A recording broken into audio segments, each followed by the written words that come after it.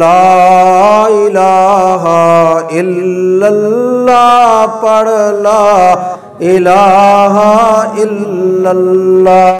نحمدہ و نصلی علی رسولہ الکریم، اما بعد فاعوذ باللہ من الشیطان الرجیم، بسم اللہ الرحمن الرحیم۔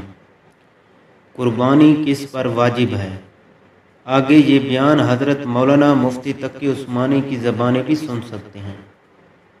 قربانی واجب ہونے کا نصاب: بس جس مرد یا عورت کی ملکیت میں 7.5 تولہ سونا یا 52.5 تولہ چاندی یا نقدی مال یا تجارت کا سامان یا ضرورت سے زائد سامان میں سے کوئی ایک چیز یا ان 5 چیزوں یا بعض کا مجموعہ 52.5 تولہ چاندی کے برابر ہو تو ایسے مرد و عورت پر قربانی کرنا واجب ہے۔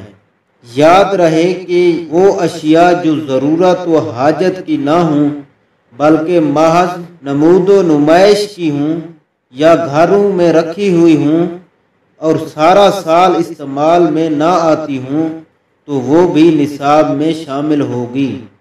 اب بات یہ ہے کہ اصل چیز سونا یا چاندی یا 7.5 تولہ سونا، اگر کوئی اور چیز نہیں ہے تو 7.5 تولہ سونا ہے، نقدی رقم نہیں ہے، ضرورت سے مال زائد نہیں ہے تو بھی قربانی واجب ہے۔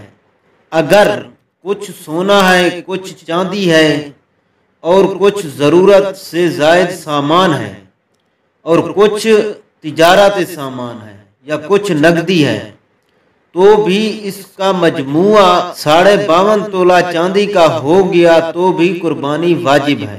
اب اس کا ریٹ کبھی کم ہوتا ہے کبھی زیادہ ہوتا ہے، اسی وقت کے ریٹ کے مطابق جب بھی اتنا رقم ہوگی تو قربانی واجب ہے۔ آگے یہ بیان حضرت مولانا مفتی تقی عثمانی کی زبانی سنیں۔